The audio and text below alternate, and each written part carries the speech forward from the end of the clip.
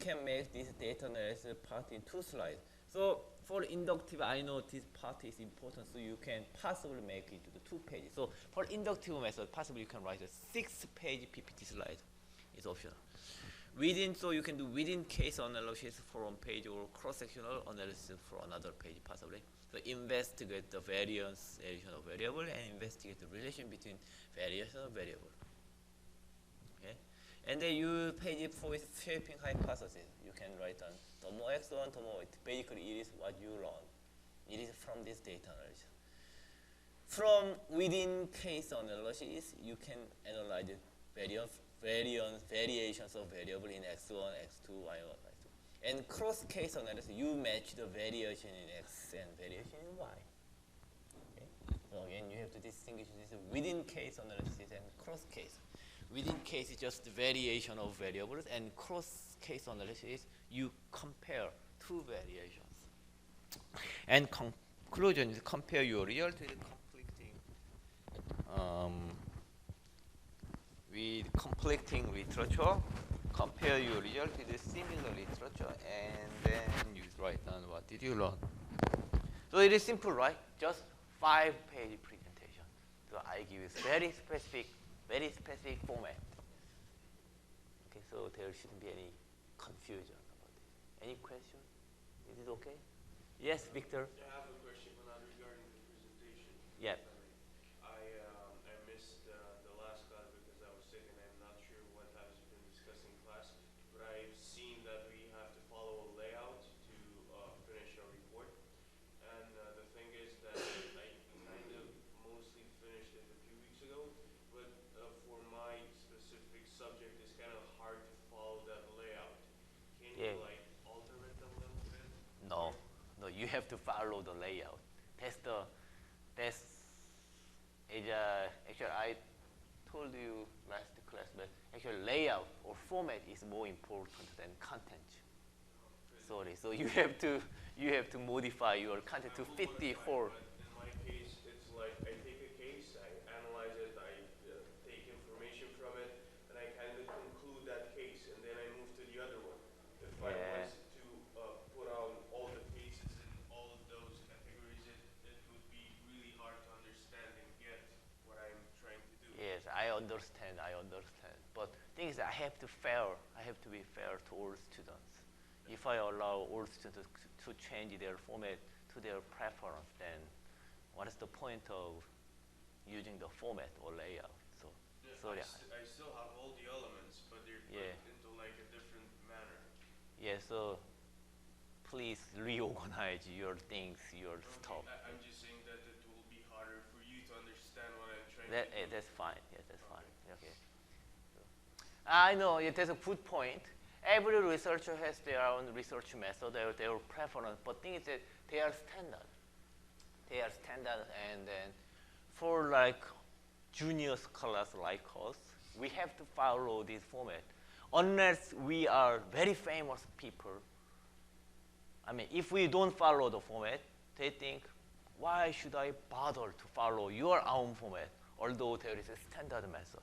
If you are a very famous scholar, I mean, people are willing to, accept your modified layout because he's famous. Maybe he has some idea about what he's doing. So I'm willing to understand the way he writes down the paper. Okay, fine. But since we are all junior scholars and we cannot say, we don't have such a liberty in doing research. We have to follow format, and then otherwise audience will not bother to try to understand the format first and then content. Okay, if we follow the format, other scholars, they don't have to do any effort.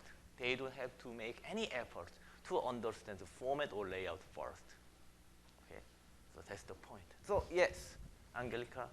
Last week you said that the data part is not important for the midterm term paper because it could be that we don't have complete data yet. But now we have to put it in the presentation. Yes, I know. So I know, yeah. Maybe this part is incomplete for many of you, but anyway, do your best. I understand that. I understand. So it is a start. You will anyway have to revise both your term paper and this presentation file anyway. So just regard this one as your first draft. So we can try and do our best when it's not. Although it is incomplete, yes.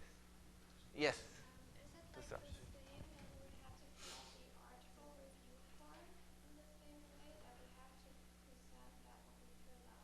Yes, that's a great point. You already wrote down article review form, and if you did a good job in article review form, then this one is pretty easy. I mean, you can. Yeah. It is like a PPT version of article review form in some sense. Actually, I think there is even sample. I don't think it is good sample, but it is for my former student. Yeah. Let me check what she did. Yes, what explains the failure of Google in the Korean market. So Google is actually not so successful in the Korean market. Yeah, especially about Google search engine. We have our local search engine that is more successful. And she tries to explain what is the failure of Google, and then, yeah, it is more than 5 pages. It is 9 pages. Wow. Yeah, but yeah, she has this proposition, I think, research question. Oh, research question is 2 pages. So this part is easy. Methodology and collecting data. Yeah, this, and then, so within the Google case analysis, it is cross case. So it explains the variation in Google. Okay, what does Google do? What Google did at that time? So it is variation in Google in some sense, and it is a variation in the cross case analysis. So I forgot what she did. So it is what other firms do, and it is market share performance, and he tried to be convincing. Okay, she tried to convince us that variation in this one explains variation in this one. Okay? Something like this. So it is case study. And then from this, within case analysis and cross case analysis, she generates hypothesis, something like this. So it is the less uniform culture, the more multicultural PR strategy, the more multicultural PR strategy, the more performance in the overseas, something like this. Contribution, yeah, something like this. So, yeah. I don't think it is, yes, too long, but please make it 5 pages in your case, and then 6 pages or 5 pages for inductive case analysis. Any question? Yeah. It should be fun, okay? Okay, then let's go to today's topic. So anyway, you upload your PPT by next Wednesday. So, yeah, next Wednesday, and then maybe possibly the next week, which would be 13th. I think everyone will do the presentation, 5 minutes each, possibly. Yeah. And we will do this one multiple times. Yes, Angelica. Yeah, about for each of you 5 minutes, everyone will do the presentation in next week, possibly. Yes, so we will do the 2 presentations. Well, it is good, right? 1 stone and 2 bird thing, right? Right. Is there such a, such a phrase in English too? 1 stone, 2 bird, right? You throw 1 stone and kill 2 birds thing. Yeah, right. You have such a thing in English as well, right? Anyway, yeah. Okay, let's do today's topic. Today's topic is about tax and stock return.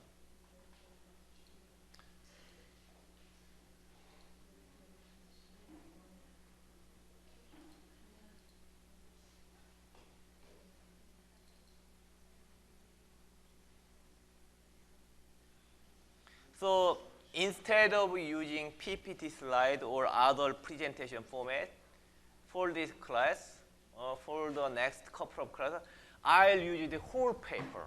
I didn't write down any, I didn't develop any PPT slide or presentation format. I'll just use the whole paper for this class because anyway you have to write a paper, and reading other people's paper is the best way to learn how to write a paper.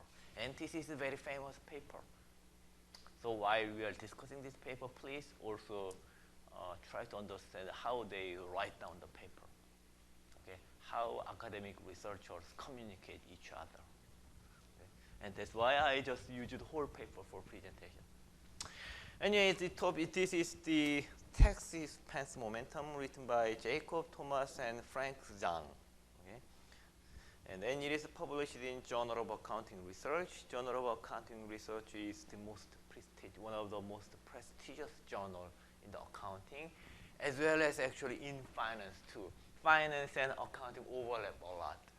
In undergraduate courses or professional programs like MBA, accounting and finance are quite different. But if you are in PhD program in accounting or finance, they are surprisingly similar to each other. Okay. So I mean, people sometimes misunderstand that. Okay, I mean, some students want to do graduate study, want to become a PhD or PhD, like doctor or PhD after graduation, but then they often say, I like finance, but I don't like accounting, so I want to get PhD in finance, something like that. People say that. Then I tell them, well, in TDCs, they are quite different currently in undergraduate classes, but they are quite similar to each other in PhD programs. So if you like finance, you are also very likely to like accounting as well. So please regard finance and accounting substitute of each other. So that's my recommendation to the future, I mean, to the students interested in PhD program. So anyway, this is published in Journal of Accounting Research, top journal in accounting, but finance scholars also read a lot of this Journal of Accounting Research, and this particular paper, Tax Expense Momentum, it is, although it is published in accounting JAR, Journal of Accounting Research, it is also quite finance topic. So let's read abstract first. Abstract. By the way, in your paper, you have to write down abstract as well. Okay? We investigate the joint hypothesis that tax expense contains information about core profitability that is incremental to reported earning. Okay. So, I mean, we are all, suppose you are a stock investor or bond investor for a particular firm. We are all interested in the core profitability. I will explain to you again what I mean by core profitability. Okay? And then we are all interested in core profitability, and if we want to know the core profitability, what we do? We usually check the reported earnings. Most recently reported, right? That's the one way, and we can also check analyst estimate about earnings, earning per share, something like that.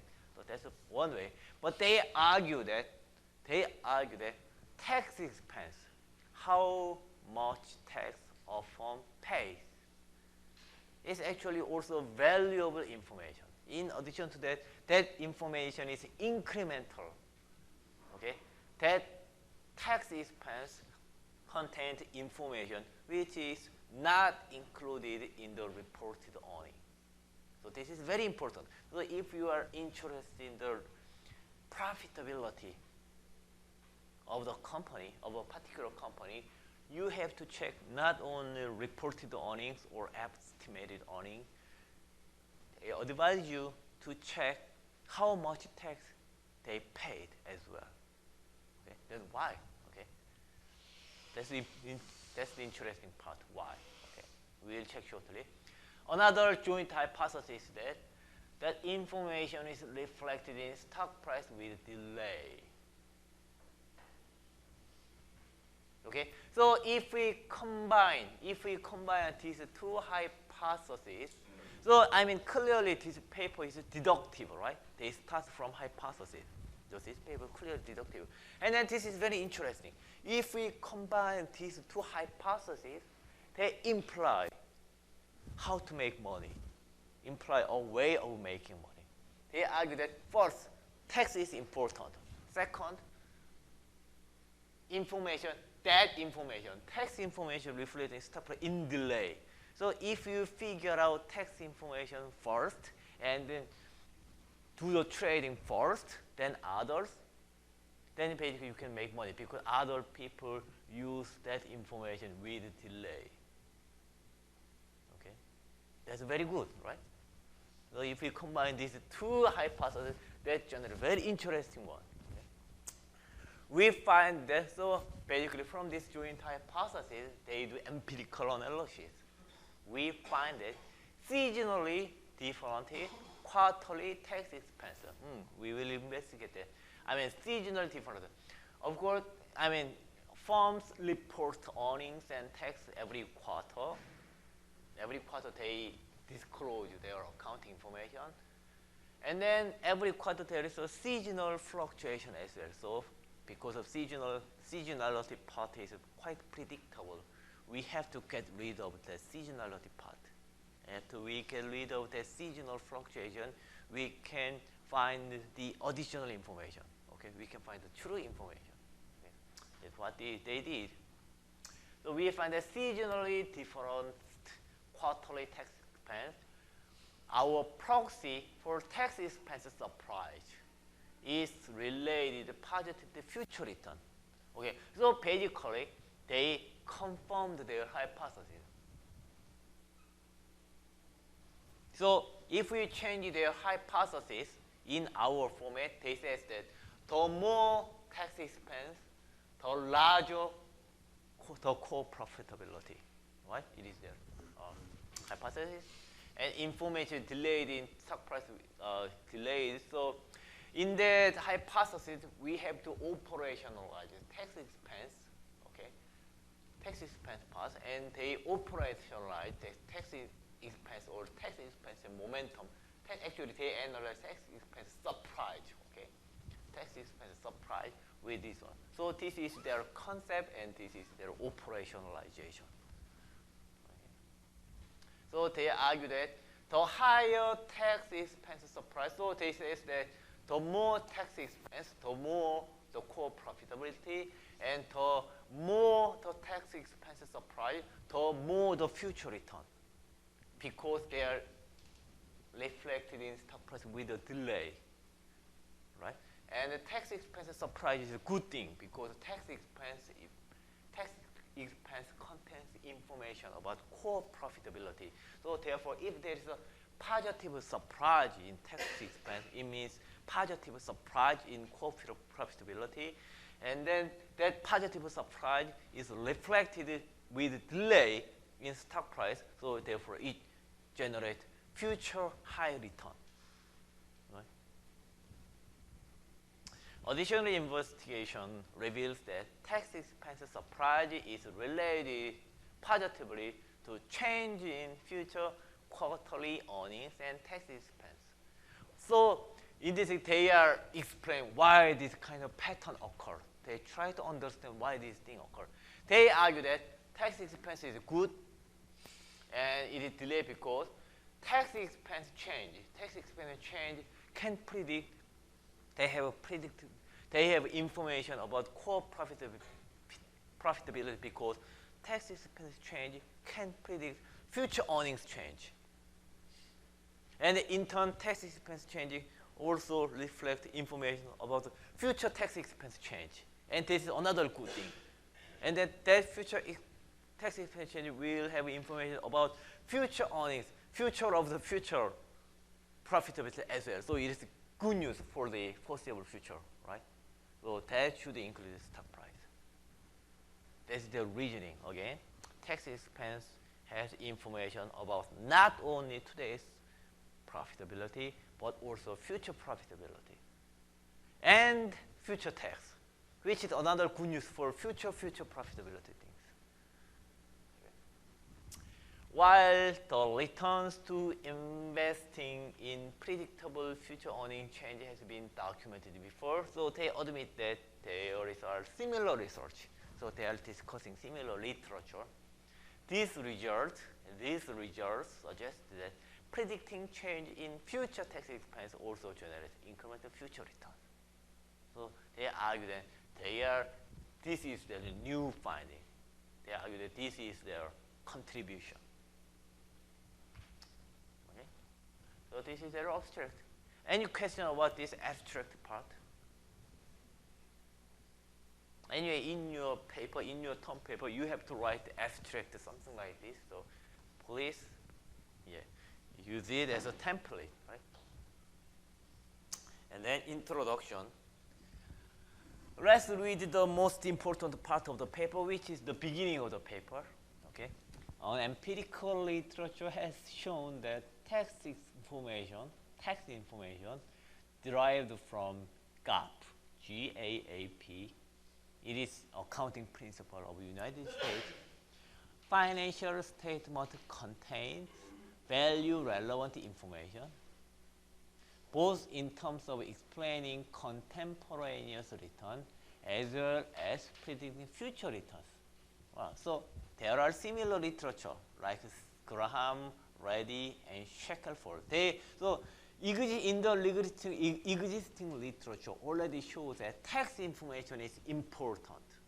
Tax information is important because it predicts it has information not only about current profitability, but also future profitability, or not only about current stock return, but also future stock return. Can you guess why? Why do you think tax information is important for stock price? Why? Why is it relevant? Is it good if a firm pays a lot of tax, or is it bad if a firm pays a lot of tax? Is it good news or bad news or no news? How do you think? Do you have any idea why tax expense is possibly important for the stock return? Why? Do you have your own theory? Yes, Kevin.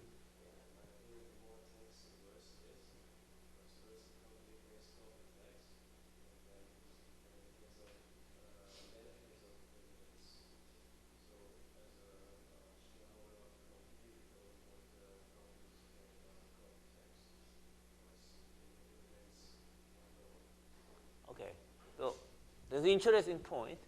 So it means that if a firm pays a lot of tax, then they should decrease dividend or increase dividend.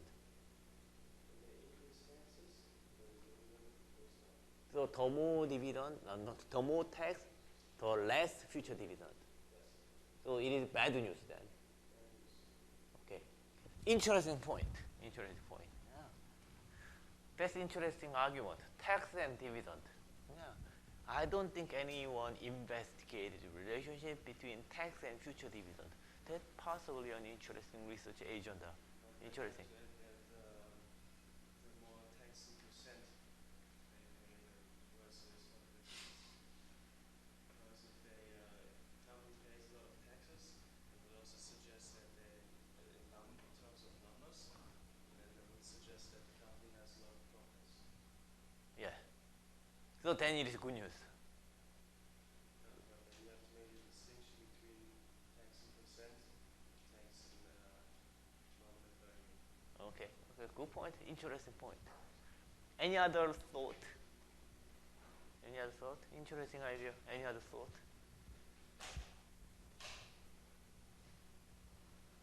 Let's read the paper slightly more before I answer the question.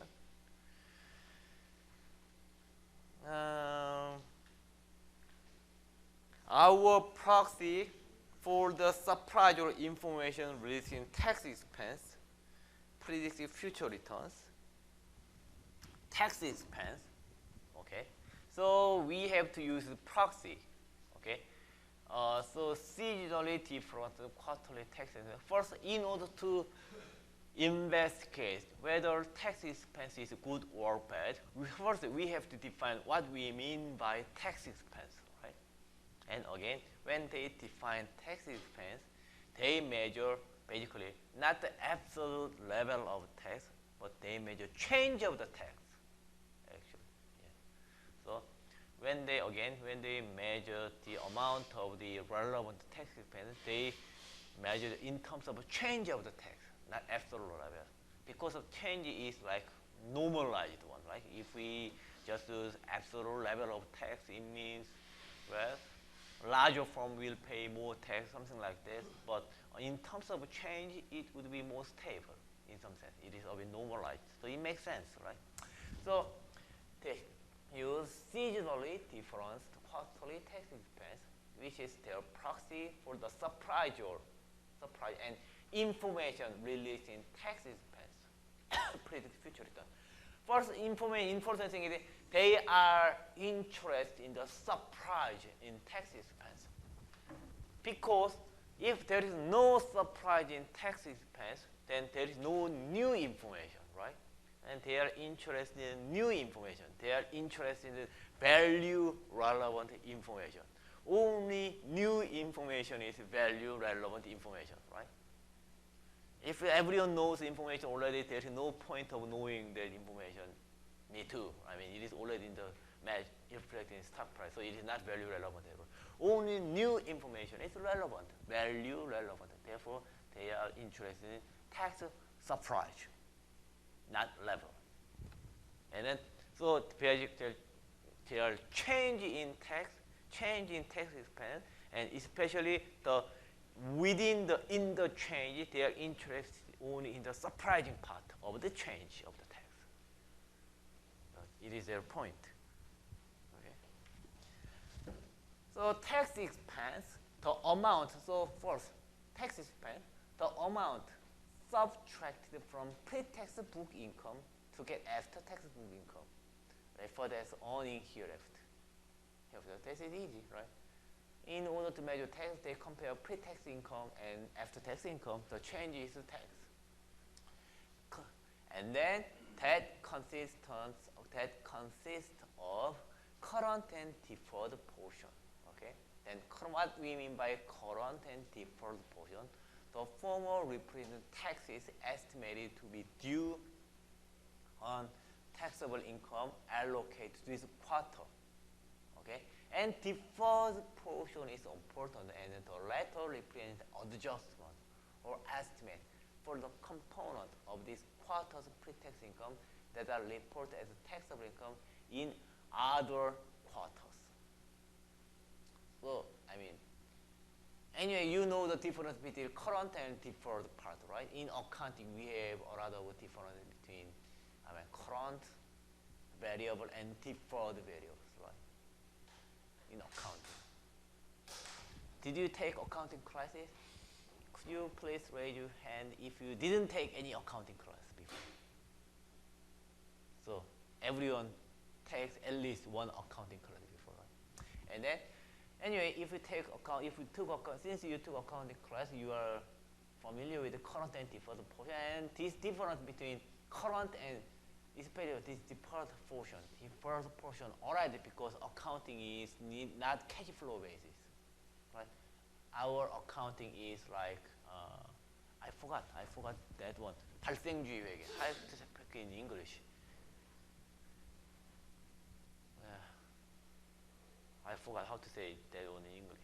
Anyway, accounting is not cash flow basis, right? Accounting is like event basis in some sense.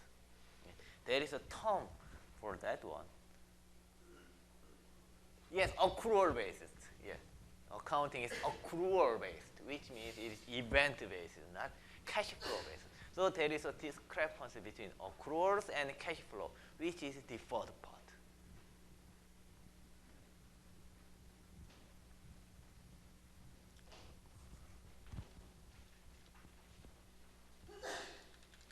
Okay, so they test whether following two hypotheses hold jointly. First, unexpected increase in taxes, but good news, holding constant unexpected increase in earning. The opposite suggested by the result of some prior research, as it is common intuition, since unexpected expenses are usually bad. So interesting. Even in existing accounting literature, there is a debate. Okay. Again, we are interested in the surprising part. Suppose that a firm in this quarter, by the way, Samsung Electronics, the largest IT company in Asia. I don't think it's that anymore because Alibaba in China company. But anyway, Samsung Electronics will announce their earnings very shortly. Anyway, and then it is possible that Samsung pays surprisingly more tax than the estimated. And let's assume that Samsung paid surprisingly more tax than estimated. Then we have to think whether it is good news or bad news. Tax expense surprise in Samsung, whether it is good news or bad news. And there is a debate. Some people say it is good news, and other people say it is bad news. Some people say that it is a good news because if Samsung paid surprisingly larger tax than before, it means that Samsung means surprisingly more money than before, so it is good news. Other people say that, well, not always. Before this accrual system, cash flow and accruals are not always the same. Surprising large tax may be not so good news at all. Okay, some people say that. So there are debate. However, yet more recent evidence, the recent evidence supports the view that tax expense surprise is good news in general. So now there is a consensus. There is consensus that tax expense surprise is good news. Possibly because it prompts for change in core profitability. If Samsung pays surprisingly more tax this quarter than before, it means that there is a surprising change. There is a sustainable change. Sustainable, this part is important. There must be a sustainable change in Samsung's profitability, which means change in core profitability. Therefore, it will affect the future cash flows, and therefore, it will increase stock prices. Okay, so there is a consensus in the literature. Second, investors underreact. So there is another hypothesis.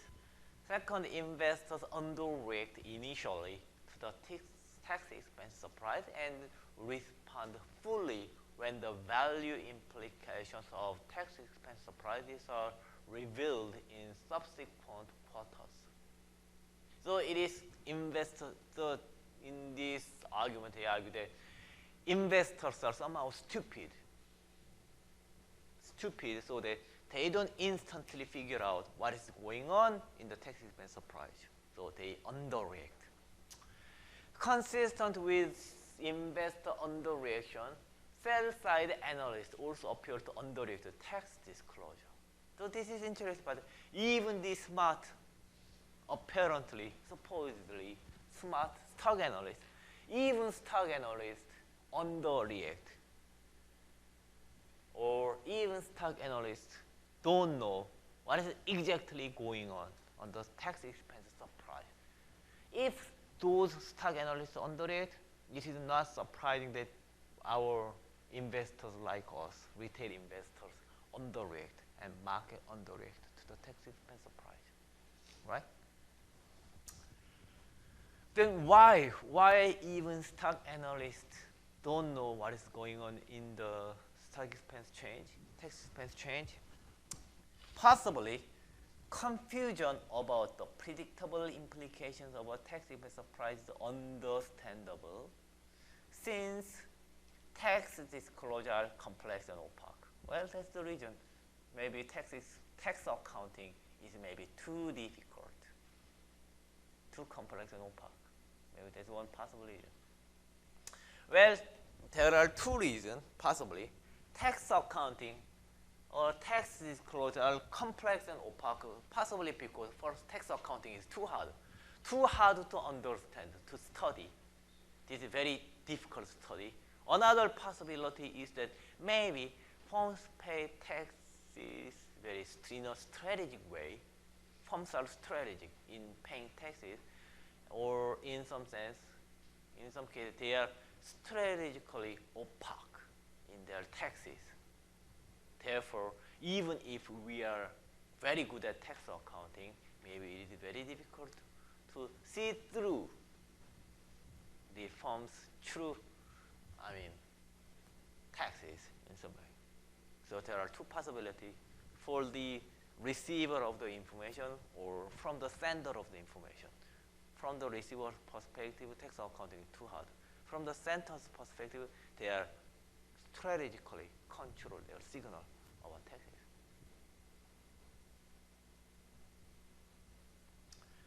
And then what is their finding? So indeed, they summarize their finding in the paper, in the introduction.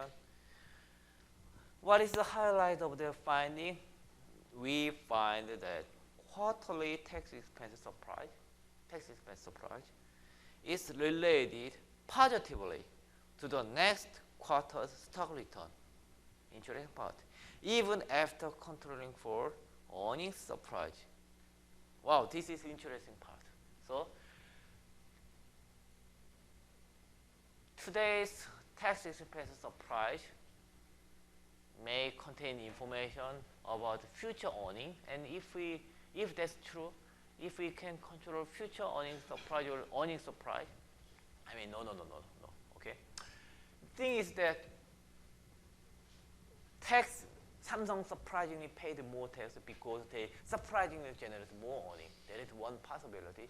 So if stock price respond not because of tax, but because of simply the surprisingly more earning, then if we take into account the earning, then the tax surprise part should not predict the future return, right? But it's not so. Even if a firm, so possibility a firm pays more tax because they made more money, but that more money part, making more money part, does not fully, so the tax part contain information more than the earnings part. So even if we control the earnings surprise part today, still, even if we remove that part from the statistical analysis, still today's tax surprise part can explain future earnings and the future stock return. That's the interesting part. So tax expense surprise contain more information than earnings surprise. So this is a very important part and a very interesting part. Then why such result occurs? Okay, we find that quarterly expense surprise related positive to the next quarter's stock return, even after controlling for earnings surprise, which are measured as seasonally different quarterly earnings. Okay, our results suggest two channels for this delayed market response. Why this kind of results occur? So the author try to explain this finding.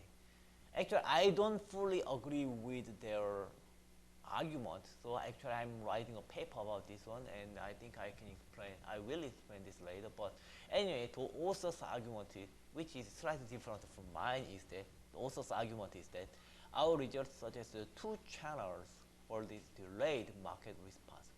Current tax expense surprise is related positive to next quarter surprise for earnings and tax expense. So this is why. Samsung surprisingly paid more tax because Samsung surprisingly made more money. That is one possibility. But arguing that that surprising part is relevant to future return even after we controlling for today's earnings surprise.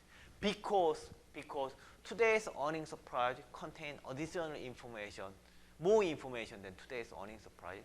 So today's tax expense surprise contains information which today's earnings surprise cannot fully capture. Then what is that additional part of the information? That additional part of the information is, that additional information contained in tax expense surprise is information about future tax expense surprise and future earnings surprise.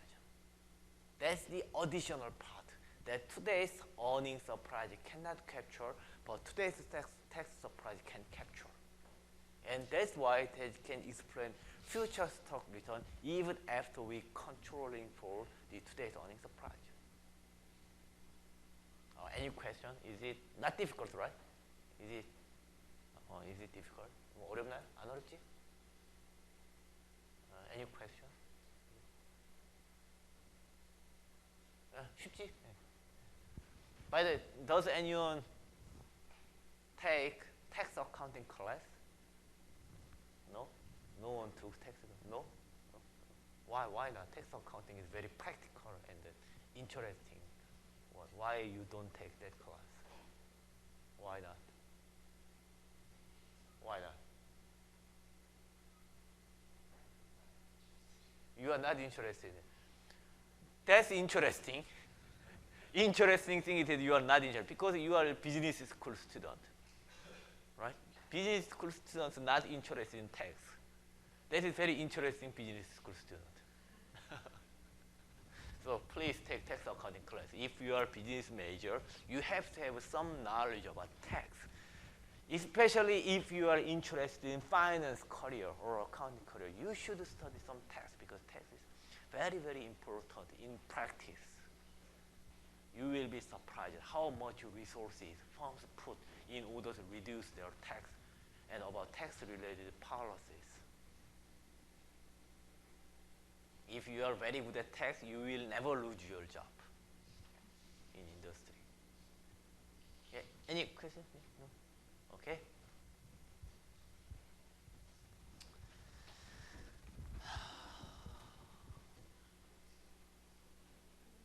And then, so they basically find what they are finding is pricing anomaly. It's a pricing anomaly because their finding implies that if we have information about tax expense surprise, we can predict future return. So that's anomaly. If market is efficient, we cannot forecast. We shouldn't be able to forecast future stock return, right? Anyway, tax expense surprise is what we can calculate today.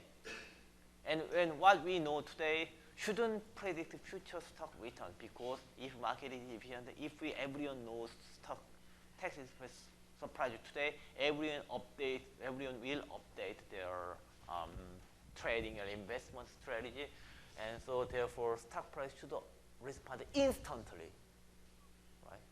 So there should be no predictability about future stock return. But what they find is that tax expense surprise can predict future stock return. So it's anomaly that conventional efficient market hypothesis cannot explain. So our pricing anomaly can therefore be described as tax expense momentum. That is, good news implied by tax expense this quarter is followed by good news next quarter. So that's their key idea, why that kind of pricing anomaly occurs. And then this is their finding, and then they are trying to generalize their finding. They are relating their finding into prior literature. What are the prior literature? Leff, Nissim, and Schmidt. They are very interesting ones. Let's read it.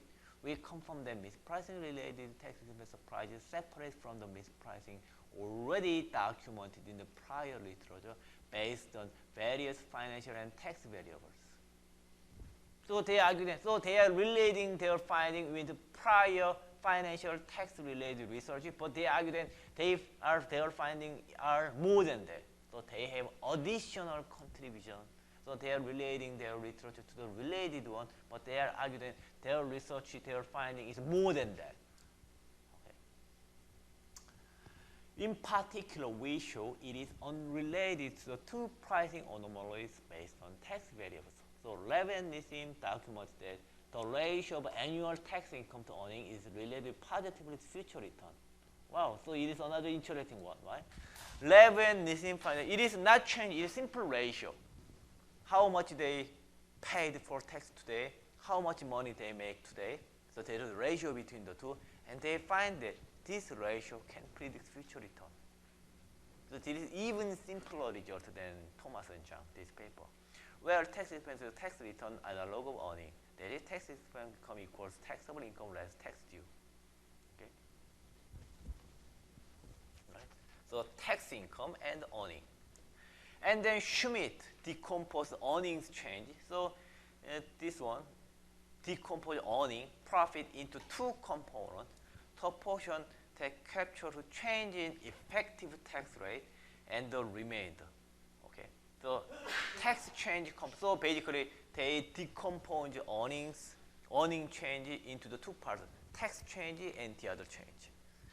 And then interesting thing is that investors underrate the tax change component because they underestimate its persistence. Okay? Actually, there are other papers that investors actually underrate the earning, and this guy analyzed, this guy decomposed earning even further and find that in particular tax part in the earning, investors particularly underrate to that part. We find our tax expense surprise variable only weakly related to ratio of revenue and negatively related tax change component of human. So they find that okay, there are related literature, and we controlled for those research and did a statistical analysis, and our result as a component that prior this research literature cannot capture. So their finding is in addition to the prior literature, and that is their contribution to the body of human knowledge. And they argue why this is the value, why their paper is valuable. I think this would be enough for today, and then see you this Friday.